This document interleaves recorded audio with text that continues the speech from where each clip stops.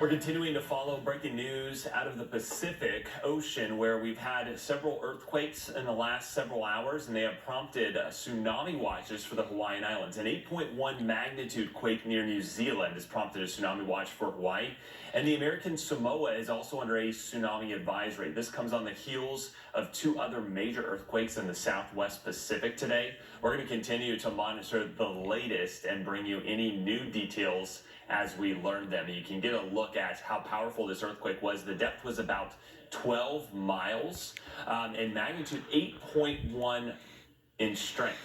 That's the strongest we've seen in nearly 2 years since the Peru 8.0 earthquake we had back in 2019. So we'll continue to monitor the latest. Still no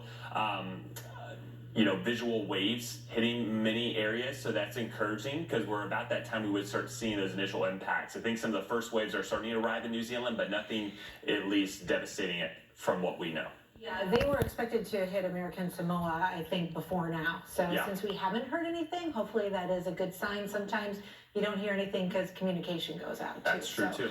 Don't want to make people be too optimistic. So we'll see. And still no word on the West Coast either, right? So they're continuing to monitor that situation to see whether or not a watch would be needed for the West Coast of the U.S. So far, that's not the case. All right, let's switch gears and let's talk about